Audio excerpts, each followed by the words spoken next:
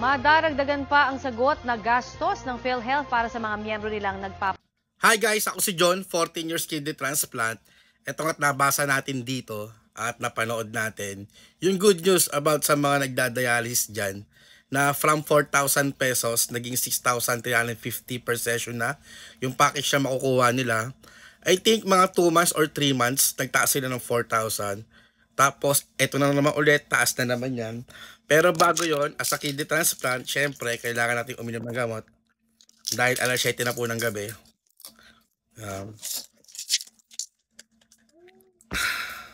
Wait, inom muna tayo ng gamot bago tayo mag-set.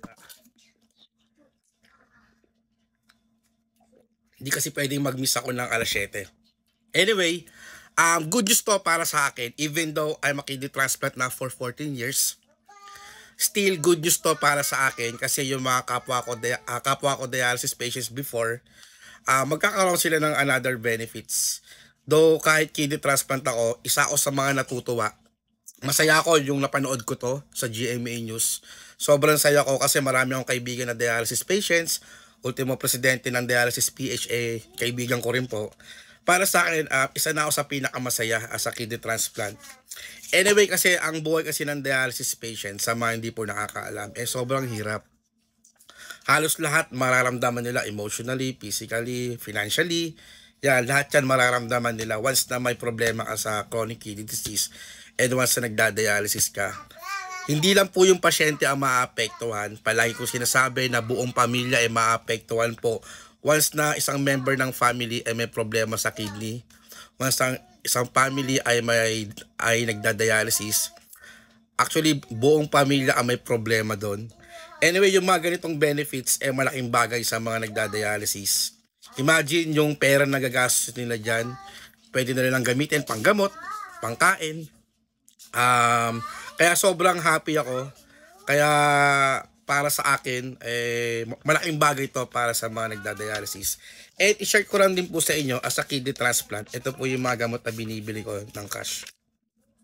Ayan po. Kung makikita nyo, 968 pesos. Less PWD discount. Good for 7 lang to. 7 to 10 days tong gamot na iniinom ko. Ito ginagamitan ko ng cash. Correct me if I'm wrong. Hindi ko alam kung sa hospital lang ba na applicable yung PhilHealth para sa mga kidney transplant. Again, hindi po ako naiinggit. Hindi po ako nagtatampo sa PhilHealth, ganyan-ganyan. Gusto ko lang din malaman kasi ako, ayoko naman gamitin yung PhilHealth ko kapag na-hospital ako. Sino ba naman gusto ma-hospital, di ba? Hindi ko alam, baka may mag-correct sa akin dito kung ano ba ang benefits ng kidney transplant sa PhilHealth. Ang pagkakaalam ko pag na-hospital lang. And sa pagkakaalam ko yung na-hospital ako, sobrang liit lang ng nabawas, mga 10,000 pesos, mga ganyan. Tapos ang bill ko sobrang laki. Hindi ko alam paki-correct na lang din ako. Tapos other than that, hindi ko na po alam kung ano yung benefits ng PhilHealth sa aming mga kidney transplant. Remember, kahit kidney transplant po kami, hindi po kami mayaman. Tulad ko, hindi po ako mayaman. Hindi naman din po ako mahirap. Nasa middle lang din naman po ako. Ngayon, wala akong trabaho. Umaasa lang ako sa magulang ko. Siyempre, yung guarantee letter. As a kidney transplant po, kumukuha kami ng guarantee letter. Yun po yung ginagamit namin sa NKTI para makakuha ng gamot. Which is very thankful din po ako dahil 90% or 95% ng gamot ko galing po sa guarantee letter, galing po sa pinagkukuhanan namin ng guarantee letter sa mga politiko. And yun po yung ginagamit namin sa NKTI. Na thankful din po sa NKTI dahil merong available na gamot. And habang tumatagal, gumaganda yung serbisyo ng NKTI. Ito, gusto ko lang maglabas ng opinion ko as a kidney transplant.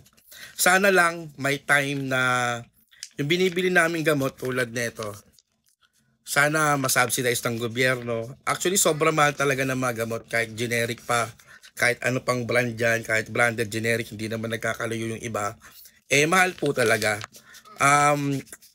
Wag po kayo magagalit sa akin or baka sabihin nyo, transplant ka, mayaman ka, kaya bakit pa kailangan nyo pa ng mga ganito? Hindi po totoo yun kasi marami pong mga kidney transplant na nakapagpa-transplant na hindi po mayaman tulad ko. Gumamit kami ng guarantee letter, ng mga guarantee letter, gagamitin namin sa pampalaboratory namin, mga ganyan-ganyan. And syempre, naglabas din po kami ng pera. Ang sa akin lang kasi, kahit hindi naman kidney transplant, kahit naman iba sakit, cancers, diba? Sana wag na tayong pahirapan ng gobyerno. Sana yung benefits na para sa atin, sa mga cancer patients, lalo-lalo na sa mga bata, sa matatanda, sana wag na tayong pahirapan. Ako malakas pa ako, nakakuha pa ako ng guarantee letter. Paano pa yung sobrang tanda na, diba? Sana wag na silang pahirapan. Sana ibigay na yung tamang benepisyo para sa kanila. Lalo-lalo sa matatanda. Kasi may mga matatanda na pipila pa na madaling araw, naglalakad ng mga papeles, ang daming dokumento. Malay ba nila sa mga dokumento, di ba? Sana lang lumaki pa yung health service ng gobyerno, which is ginagawa naman nila. Siguro unti-unti, pero dapat magpasalamat din tayo kasi may nagagawa yung gobyerno. Kahit lang sa health sector, di ba? Ay ako, mas concerned ako sa health sector ng ginagawa ng gobyerno. Kaya sobrang saya ko. Again, as a kidney transplant, hindi po kami mayaman. Sana masubsidize pa ng gobyerno yung ginagastos namin sa gamot. Alam ko maraming kidney transplant na mag-agree sa akin dito. And pakicorrect na rin. Baka kasi meron kasing benefits ang kidney transplant sa PhilHealth na hindi ko alam, 'di ba? Sana sabihan nyo ako para at least may idea ako sa susunod kong gagawin. Kasi ito sobrang mahal na ito. Good for 7 days. 980 pesos. Ayun lang. Sana sa video na to, maging thankful tayo kung anong meron. And congrats sa mga nagdadala. Ewan ko kung congrats ko ba kayo or hindi. Kasi, syempre, kahit almost wala na kayong babayaran, still dialysis pa rin tayo, di ba? Kaya, ginagawa naman ng paraan ng gobyerno. Syempre, sa part natin, kailangan huwag na tayo manloko ng ibang tao. Alam ko maraming gumagawa ng masama dyan para masustain yung mga gamutan natin. At the end of the day, kailangan din natin maging mabuting tao para kahit di man tayo nakikita ni Lord, napapansin pa rin tayo at hindi tayo pinapabayaan. And unti-unti, sana pag-pray natin na gumanda na yung health system, lalo pang gumanda. Sana marami pang benepisyo sa mga dialysis patients, sa mga cancer patients, or kahit sa mga kidney transplant. Ayun lang po. Congrats po ulit sa lahat and salamat PhilHealth sa mga ganitong good news. Sana tuloy-tuloy yung ganito na para hindi na mahirapan yung mga nagda-dialysis. And sana baka naman pati yung mga kidney transplant, di ba? Yun lang po, ingat palagi and God bless sa ating lahat.